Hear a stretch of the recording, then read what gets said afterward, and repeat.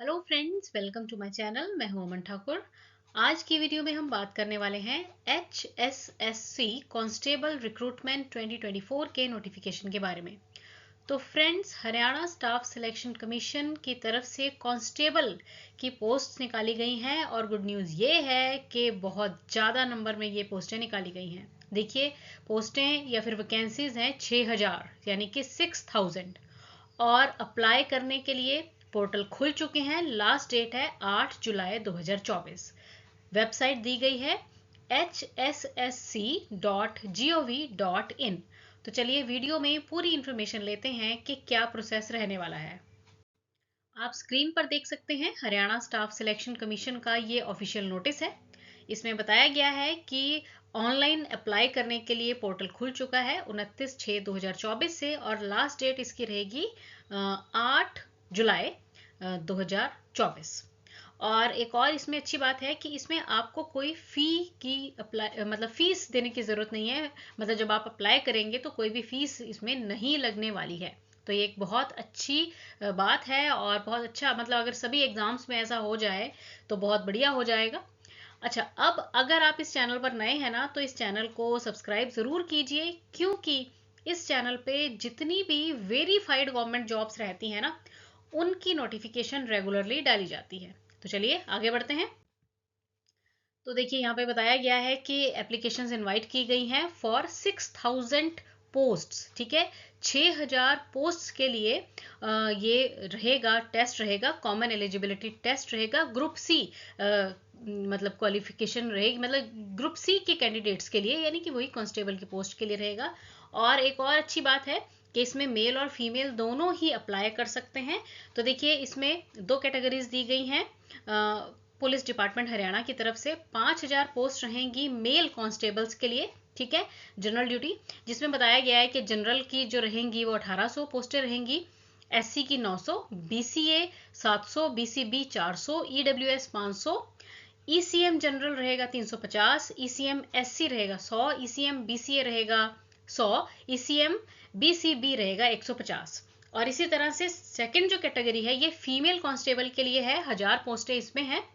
तो इसमें भी देखिए, जनरल के लिए 360 है, एससी के लिए 180 है, बीसीए के लिए 140, बीसीबी के लिए 80, ईडब्ल्यूएस के लिए 100, ईडब्ल्यूएस जनरल के लिए 70, ईएसएम जो एससी है उसके लिए 20 हैं, ईएसएम बीसीए के लिए 20, ईएसएम बीसीबी के लिए 30 पोस्टें इसमें दी गई हैं। अब इसमें देखिए, क्वालिफिकेशन जो चाहिए है वो आपकी होनी चाहिए 10+2। ठीक है, और मैट्रिक लेवल यानी कि 10वीं में आपके पास हिंदी या फिर संस्कृत एक सब्जेक्ट होना चाहिए। मतलब आपने जब 10वीं की है तो उसमें आपने हिंदी या फिर संस्कृत के साथ 10वीं आपका होना चाहिए। ठीक है, और अगर हायर एजुकेशन है तो कोई वेटेज नहीं मिलेगी, मतलब +2 ही मेनली कंसीडर की जाएगी। अगर आपने ग्रेजुएशन की हुई है या फिर एमए किया हुआ है और आपको लगे कि हमें वेटेज मिलेगी, तो ऐसा कुछ नहीं होगा। ठीक है, तो +2 ही है इसमें मेन जो क्वालिफिकेशन रहेगी। पे स्केल इसमें दिया गया है 21,700, लेवल 3 सेल 1 का ये स्केल रहेगा। एज लिमिट यहाँ पर साफ साफ बताई गई है कि 18 साल से लेकर 25 साल इसमें जो है एज लिमिट रहेगी। ठीक है जी। अच्छा, रिलैक्सेशन जो सरकारी रूल्स रहते हैं, गवर्नमेंट के रूल्स रहते हैं, उनके हिसाब से ही एज रिलैक्सेशन इसमें मिलेगी। क्राइटेरिया इसका एग्जाम का ना 4 स्टेप्स का रहेगा। सबसे पहले क्वालिफाइंग टेस्ट होगा। ठीक है, तो इसमें बताया गया है कि जो आपका क्वालिफाइंग टेस्ट है इसमें क्या है, कॉमन एलिजिबिलिटी टेस्ट रहेगा, फॉर फिजिकल मेजरमेंट टेस्ट रहेगा, फिजिकल स्क्रीनिंग टेस्ट रहेगा, है ना। तो ये बेसिकली एक क्वालिफाइंग टेस्ट इसमें रहेगा। फिर है, इसमें बताया गया है कि फिजिकल मेजरमेंट टेस्ट होगा, है ना। मतलब आपका फिजिकल मेजरमेंट, क्योंकि देखिए अब पुलिस की जो जॉब है उसमें फिजिकल रहता है। ठीक है, तो फिजिकल मेजरमेंट टेस्ट रहेगा, अकॉर्डिंगली इन्होंने स्टैंडर्ड्स दिए हुए हैं। अब यहाँ पर फिजिकल स्क्रीनिंग में देखिए, कैंडिडेट्स के लिए बताया गया है कि इसमें आपसे फिजिकल जो स्क्रीनिंग रहेगी, मेल कैंडिडेट्स की रेस के लिए 2.5 किलोमीटर की रेस डिस्टेंस रहेगा, क्वालिफाई करना होगा आपको 12 मिनट में। फीमेल का जो है 1 किलोमीटर का रहेगा रेस डिस्टेंस, मतलब दौड़ करवाएंगे, 6 मिनट में कंप्लीट करनी होगी। और एक्स सर्विसमैन के लिए भी 1 किलोमीटर का है और 5 मिनट में ये कंप्लीट करना रहेगा। ठीक है, तो ये इसका प्रोसेस है। देखिए, अब आपका फिजिकल मेजरमेंट टेस्ट और फिजिकल स्क्रीनिंग टेस्ट जब आप क्वालिफाई कर लेंगे ना, उसके बाद आपका एक नॉलेज टेस्ट होएगा। नॉलेज टेस्ट वही आपका एक टेस्ट होगा बेसिकली मल्टीपल चॉइस क्वेश्चंस वाला, ठीक है। और हिंदी और इंग्लिश दोनों में ही आएगा, वो बाइलिंगुअल होएगा, ठीक है जी। और इसमें आपको मिनिमम 50% जो है मार्क्स मतलब आपको क्लियर करने पड़ेंगे, मतलब एक टेस्ट क्लियर करने के लिए आपको 50% नंबर जो है वो चाहिए होंगे। यहाँ पे एडिशनल वेटेज दी हुई है 3 मार्क्स की, अगर आपके पास एनसीसी रहा है स्कूल लेवल में, ठीक है, सर्टिफिकेट आपके पास ए बी या सी लेवल का है, तो आपको 1 2 या 3 नंबर का जो है कंसेशन मिल जाएगा कांस्टेबल्स के लिए।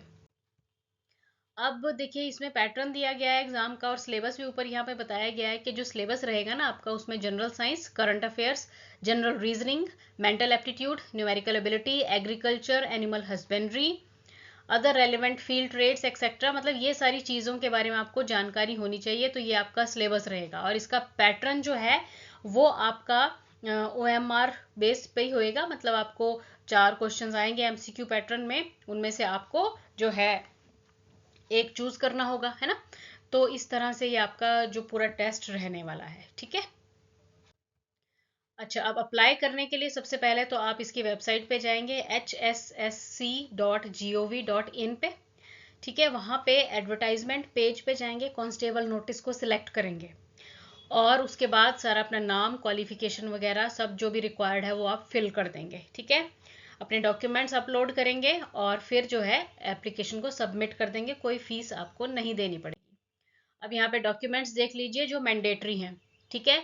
Scanned copy of essential academic qualification and matriculation certificate, यानी कि आपका +2 का और 10वीं का सर्टिफिकेट जो है वो आपको लगाना पड़ेगा।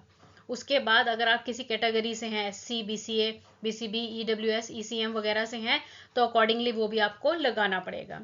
फिर आपको scanned copy of supporting claims for the reservation, मतलब अगर आपको रिजर्वेशन वेटेज या रिलैक्सेशन वगैरह है तो उसकी भी स्कैंड कॉपी आपको लगानी पड़ेगी। फोटोग्राफ आपको लगानी है अपनी, स्कैन सिग्नेचर भी आपको अपलोड करने पड़ेंगे, है ना, ठीक है। उसके बाद अगर कोई हायर क्वालिफिकेशन है तो आप अप्लाई कर सकते हैं, वो उसको भी स्कैन कॉपी आप लगा सकते हैं। और हरियाणा का जो बोनाफाइड रेजिडेंट सर्टिफिकेट है अगर एप्लीकेबल है तो वो भी आप लगा दें, मतलब अगर आप हरियाणा के वासी हैं तो एप्लीकेबल है तो आप लगा दीजिए, नहीं है तो आप ना भी लगाएं। उसके बाद EWS सर्टिफिकेट आपको लगाना है। उसके बाद जी आपका सर्टिफिकेट रहेगा आर्म्ड फोर्सेस में, अगर आप हैं, आपके पेरेंट्स रहे हैं तो वो आप लगाएंगे, ठीक है।